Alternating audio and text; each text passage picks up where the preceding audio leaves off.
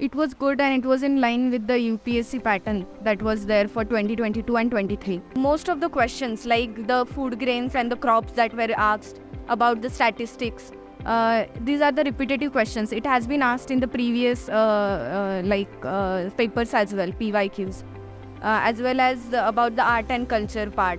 That is also there, the national emblem of India, the question that was also repetitive one. There are some loopholes when the like the Zishan sir had said in the session, there are some loopholes in the statements that have been asked in the UPSC, the language, and if we are able to catch those loopholes, then we are able to eliminate it, and based on the logical, we can make we can make the deduction if we have some core knowledge of it. This GS paper I have got 122.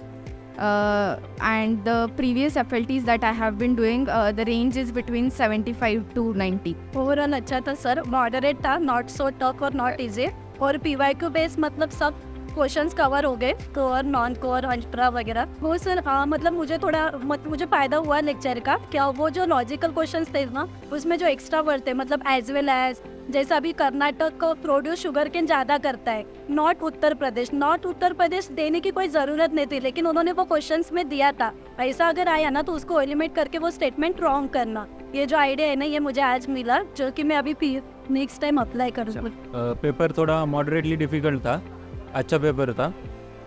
कुछ questions logical थे, कुछ questions core based थे, जो core knowledge के base पर solve किए जा सकते थे, और कुछ क्वेश्चंस ऐसे थे जो नॉन कोर थे और करंट अफेयर बेस्ड थे।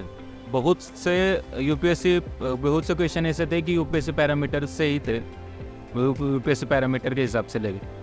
यूपीएससी में जैसे एनवायरनमेंट के क्वेश्चंस आते हैं जो आउट ऑफ द बॉक्स आते हैं, वैसे ही एनवायरनमेंट के कुछ क्वेश्चंस थे जो आउट ऑफ द बॉक्स थे।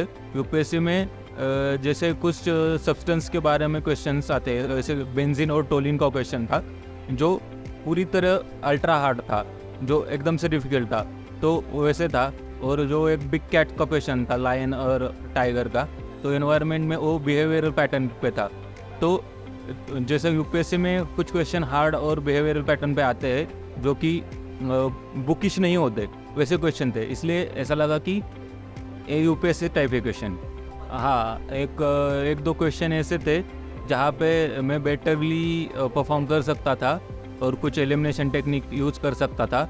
जैसे कि एक क्वेश्चन था जिसमें इंडियाज़ वैक्सीन प्रोडक्शन था, तो ये तो पता था कि India is largest vaccine producer, but वहाँ पे मेरा गलत इसलिए हुआ कि उसमें एलिमिनेशन टेक्निक थोड़ा गलत हो गया, इसलिए गलत हो गया।